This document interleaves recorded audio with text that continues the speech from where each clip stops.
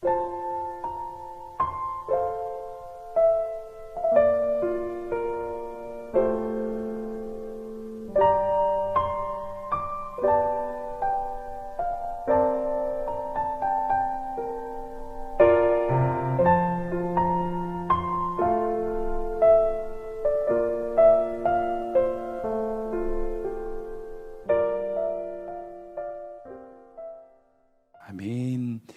오늘 말씀을 가지고 자는 자의 어찌함이냐 하는 제목으로 말씀의 은혜를 좀 나누기를 원합니다.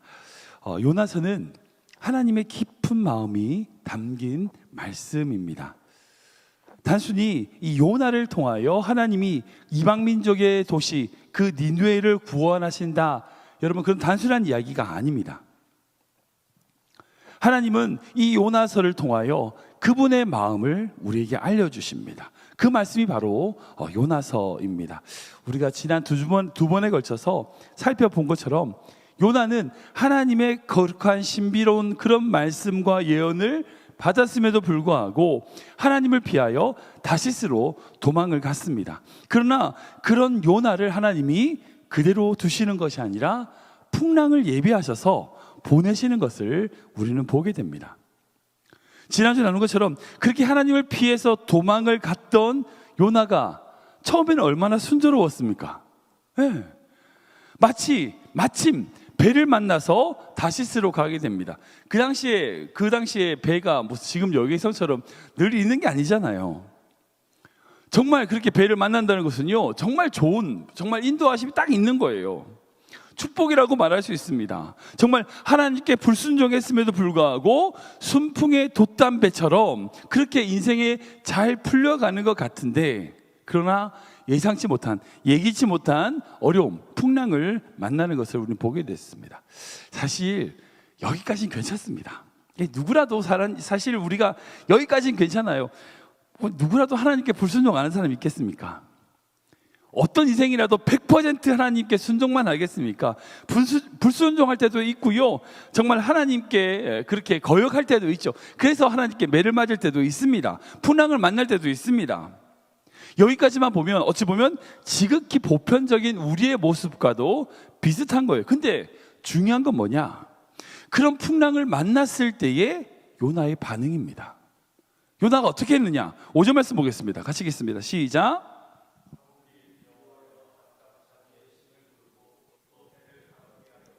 그 가운데 물건들을 바다에 던지니라. 그러나 요나는 배 밑층에 내려가서 누워 깊이 잠이 든지라. 아멘.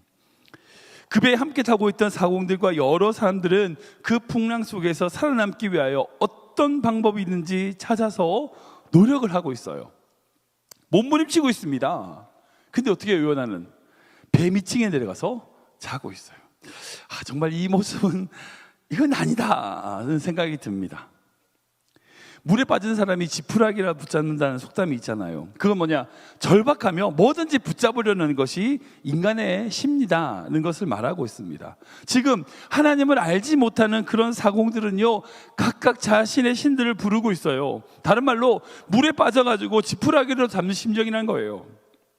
자신들이 알고 있는 신들에게 구원을 요청하고 있습니다. 달에게 빌고 해한테 빌고 각자 자신의 우상에게 빌고 있어요. 그런데 그런 우상들은요, 결코 그들을 구원해 주지 못합니다. 그런 절박한 심정으로 어떻게 해요? 자신들이 짊어지고 옮기고 있는 화물들을, 짐들을 버리고 있어요. 여기서 화물을 버렸다는 것은요, 그만큼 극도로 그 배가 위험에 처했다, 위험에 봉착했다는 것을 의미합니다. 그런데 그런 상황인데 하나님의 사람, 하나님의 선지자라고 불렸던 요나는 자고 있어요. 인격적인 하나님을 알지 못해 그런 비인격적인 우상들을 섬기고 있는 그런 자들이 자신들을 구원해 줄까 지푸라기를 사는 심정으로 막 기도하면서 구원을 받으려고 발버둥 치고 있는데, 그때 그런 때에 하나님을 안다는 그런 선지자라고 하는 자가 그저 잠을 자고 있어요. 얼마나 무책임한 모습입니까? 성경에서 흔히 잠이라고 하는 것은요, 평안을 의미합니다. 평안으로 묘사하고 있어요.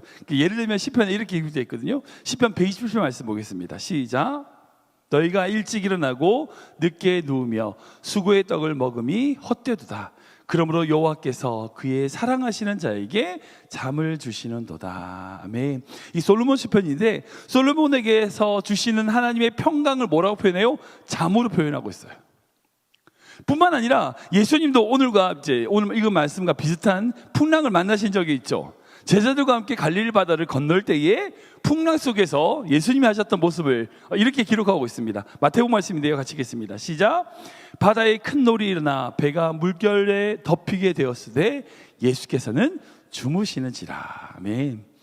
이 성경에서는요, 흔히 이제 어려운 환란과 환경에서도 잠을 잔다는 것은 그런 환란과 어려움을 뛰어넘는 평강이 있다는 것을 의미합니다. 그런데 오늘 본문에 등장하는 그 요나가 잠을 잤다는 것은 그런 평강을 의미하는 게 아니에요. 겉으로 보기엔 유사한 것 같아요. 밖에 바람이 불고 폭풍이 나는데 밑에 잔다. 평강이 있는 것 같지만, 같은 모양인 것 같지만 그런 상태가 아니에요. 이건요, 평강이 아니라 책임 회피입니다. 자포자기의 현실 도피예요. 오늘날 크리스찬의 문제 중에 여러 가지가 있지만 그 중에 한 가지가 이 가짜 평안이에요. 책임 회피입니다. 겉으로는 굉장히 평안한 척 보이지만, 아무런 문제가 없는 것처럼 보이지만, 그것이 혹시 마치 다툴 필요가 뭐가 있어, 굳이 내가 싸울 필요가 뭐 있어, 그런 식으로 자신이 해야 될 책임을 회피함으로 말미암아 생기는 평강, 그런 모습이 아닌가. 겉으로만 그런 척 아닌가. 우리가 깨어 있어야 됩니다. 무언가 해야 될 시점에서는요, 잠자고 있는 크리스천이 아니라 깨어서 움직이며 우리가 그것을 변화시킬 수 있도록 노력해야 돼요. 하나님을 알지 못하는 그런 사공이나 하나님을 안다고 하는 그런 요나가 똑같이 만난 게 뭐예요? 풍랑입니다. 근데 그 풍랑에 있어서 그리스도인의 반응은 달라야 되잖아요. 하나님을 알지 못하는 그 사공들은요, 자신의 방법을 총동원해가지고 살아남으려고 풍랑을 이겨보려고 노력하고 있어요. 근데 정작 하나님을 안다고 하는 자들은 그런 환경 속에서 오히려 책임 회피하고 현실을 도피하고 있는 그런 모습은 아니냐는 거예요. 이 세상은 지금 악으로 치닫고 있습니다. 마치 풍랑을 만나서 침몰하는 배와 같은 모양입니다. 그런 세상을 향하여 교회가 깨어 있어야 되고요, 믿음의 성도들이 깨어 있어야 됩니다. 주변에 구원받지 못한 자들을 구원하기 위하여 몸부림쳐야 된다는 거예요. 우리가 그런 모습이 있어야 된다는 거예요. 그저 평안 가는 게 좋고 그냥 좋은 게 좋은 거라고, 여러분 그렇게 하면 안 됩니다. 우리가 깨어 있어야 돼요. 그렇게 무기력하게 잠을 자고 있는 그런 요나의 모습이 아닌, 깨어서 그 속에서 하나님의 뜻, 하나님의 마음을 전하고 나아갈 수 있는 그런 사도 바울과 같은, 유라굴로 앞에 사도 바울과 같은 모습이 우리 가운데 있어야 된다는 거예요. 그런데 여기서 한 단계 더 나갑니다. 더 비참한 모습이 있어요. 바로 세상 사람으로 하여금 세상 사람이라고 상징되는 그런 선장에게 질책을 당하고 있는 거예요. 우리 6절 말씀 볼까요? 같이 읽겠습니다. 시작. 선장이 그에게 하시되 자는 자여 어찌함이냐, 일어나서 내 하나님께 구하라. 혹시 하나님이 우리를 생각하사 망하지 아니하게 하시리라 하니라. 아멘.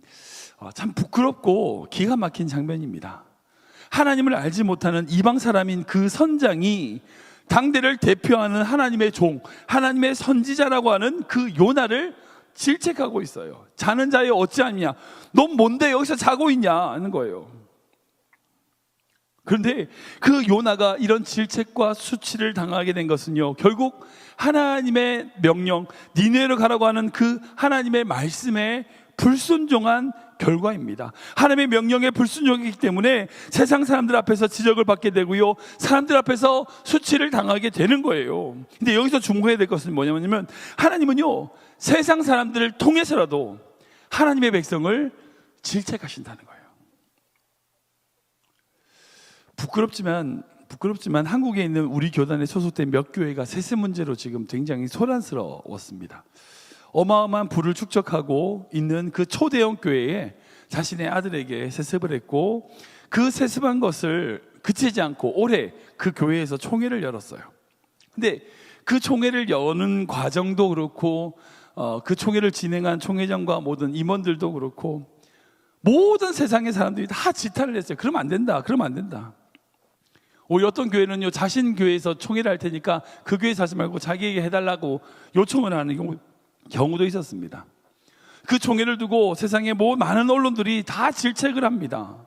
결국 교회도 돈 때문에 움직이는구나. 근데 안타까운 게 뭔지 아세요?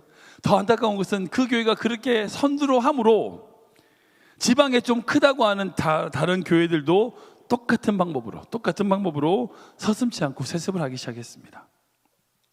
자신들이 가진 부와 그런 힘들을, 그 교회를 자식에게 물려주고 오히려 떳떳하다고 말하고 있어요.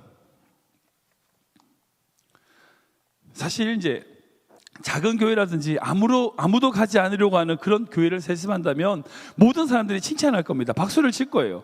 그런데 왜 세습을 하려고 해요? 힘이 있으니까, 권력이 있으니까, 돈이 있으니까. 그 교회가 세상을 변화시키기보다는 세상에게 질책을 받고 있는 그런 안타까운 현실이 바로 지금 한국교회, 이민교회의 모습입니다. 이 문제가 어떻게 결론날지는 어떻게 진행될지는 모르겠지만 결국 하나님을 알지 못하는 세상 사람들에게 지탄받는 한국교회의 모습은요, 우리의 부끄러운 모습입니다. 근데 중요한 것은 우리가 깨달아야 될 것은 이거예요. 결국 하나님은요, 잠자는 요나를 깨우기 위해서 하나님을 알지 못하는 선장을 통해서 일하신다는 거예요. 지금도 하나님은 잠자고 있는 교회를 깨우시기 위하여 세상을 통하여, 하나님을 알지 못하는 세상을 통하여 깨우신다는 것을 우리가 기억해야 됩니다. 만약 우리가 정말 신앙생활 가운데 잠들어 있는 것은 아닙니까? 깨어있지 못해서 고통받는 세상과 함께 하지 못하고 있는 것은 아닙니까? 만약 우리가 그렇다면 하나님은요, 반드시 어떤 방법을 동원해서라도 우리를 깨우실 거예요.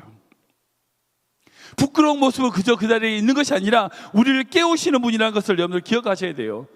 그러게 우리는 하나님이 주시는 그 마음을 가지고 먼저 깨어 하나님이 주시는 사명의 자리로 나아가는, 믿음의 자리로 나아가는 그런 믿음의 삶이 되어야 된다는 거예요. 여러분, 그게 지혜입니다. 요나서를 통해 우리가 깨닫게 되는 중요한 사실은 뭐냐? 결코 하나님은요, 이 요나를 포기하지 않으신다는 거예요. 마찬가지로 하나님은 결코 이 한국 교회를, 우리 교회를, 여러분 한 분 한 분을 포기하지 않으시는 분인 줄 믿으시기 바랍니다. 말씀을 정리하겠습니다. 하나님은요, 우리 모두를 하나님의 동역자로 부르셨습니다. 근데 우리가 하나님의 동역자로서 그 하나님이 원하시는 순종의 길을 가기보다 때로는 불순종의 길, 다시스로 가는 때가 얼마나 많이 있습니까? 그때 하나님이 쟤 안 되겠다, 만약 그렇게 버리셨다면 우리가 어떻게 서 있겠어요? 제가 여기 어떻게 서 있겠습니까? 근데 하나님은요, 결코 우리를 포기하지 않았어요. 집요하게 우리를 변화시킵니다. 환경을 통하여, 폭풍이라는 환경, 사람들을 통하여 말씀하시고 설득하시고 우리를 깨우시는 분이란 것, 여러분, 그게 하나님의 은혜입니다. 이 요나서를 통해 우리가 깨닫게 되는 중요한 믿음의 은혜라는 거예요. 요나는요, 지금 하나님을 피해서 도망을 갔습니다. 불순종합니다. 반대 방향으로 달려갔어요. 그러나 하나님은 그 요나를 이해하시고 그의 가진 아픔과 상처에 대하여, 그가 도망갔음에 대하여 하나님은 알고 계셨어요. 중요한 것은 하나님은 그 요나를 포기하지 않으셨어요. 요나 안 되겠다, 다른 선지자 세우지 않으셨습니다. 요나를 끝까지 사랑의 손으로 포기하지 않고 붙드셨다는 것, 여러분, 이것을 우리가 주목해야 돼요. 그 요나를 사랑하시기에 부끄럽지만 그 선장을 통하여 요나를 깨우시는 분, 여러분, 그 하나님의 손길을 바라보시기 바랍니다. 그 요나의 모습이 바로 우리의 모습이에요. 하나님의 말씀과 뜻대로 살아가지 못하고 거부하면서 하나님이 지시하신 방향이 아닌 엉뚱한 방향으로 나아가는 자기중심적인 모습, 그게 바로 우리의 모습이에요. 그러나 하나님은 우리를 통하여 하실 일이 있다는 거, 여러분, 그거 꼭 기억하십시오. 우리를 통하여 하나님은 영광 받으신다는 것을 꼭 기억하십시오. 그리고 그 속에서 깨어 일어나 정말 하나님이 원하시는 믿음의 자리에, 헌신의 자리로 나아가는 우리 모두가 되길, 우리 교회가 되길 주님 이름으로 축원합니다.